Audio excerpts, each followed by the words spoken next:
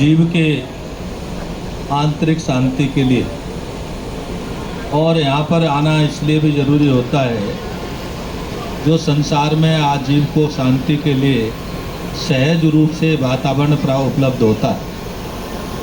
बद्रीनाथ, केदारनाथ, गंगोत्री, यमुनोत्री तीर्थों की जब यात्रा करते हैं तो आपको अनुभव होता होगा, यात्री जो यात्रा करते हैं उनको अनुभव होता है।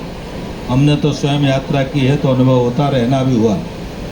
तो वहाँ देखेंगे आप सहज रूप से जीव का भाव बदलता है, और भाव इसलिए बदलता है कि वहाँ का वातावरण ऐसा होता है। वहाँ का वातावरण सहज रूप से जीव को समाधि की ओर ले जाता है, शांति की ओर ले जाता है। लेकिन एक बात आपके माध्यम से मैं कहूँगा कि तीर्थ यात्रा जिस लिए होती है वो ऐसा वातावरण वहाँ पर बनाने का प्रयास हो रहा है, बहुत योग्य प्रयास है। उत्तराखंड के यशस्वी मुख्यमंत्री श्री पुष्कर सिंह धामी जी का इसमें बहुत बड़ा योगदान है। मैं आपके माध्यम से उनको एक बात याद दिलाना चाहूँगा।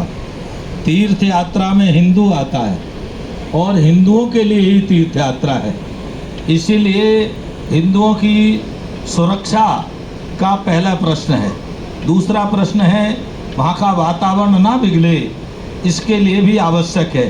देखने में ये आ रहा है कि यात्रा पर व्यवस्थाओं के नाम पर दूसरे पंथ संप्रदाय अर्थात इस्लाम के जिहादी बड़ी मात्रा में आते हैं और वह यात्रा में अशांति करने का प्रयास करते हैं। और एक बार नहीं अनेकों बार घटनाएं दुर्घटनाएं हुई हैं। जिस भाव से लोग आते हैं उनका भाव बीच में छूट जाता है, या कहना ये कहिए बीच में टूट जाता है।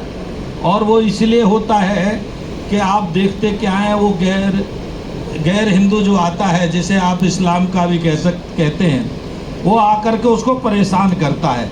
यात्रा में ज़्यादातर यात्रा लोगों के घोड़ों के द्वारा होती है, खच्चरों के द्वारा होती है।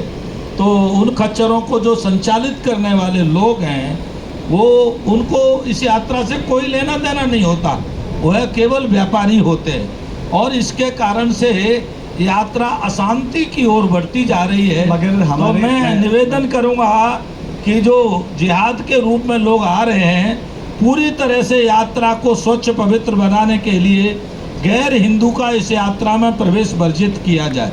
और ये जब तक नहीं होगा तब तक आप वातावरण की बात कर रहे हैं, जो यात्रा के उद्देश्य की बात कर रहे हैं, वह यात्रा का उद्देश्य निरर्थक है। वह यात्रा का उद्देश्य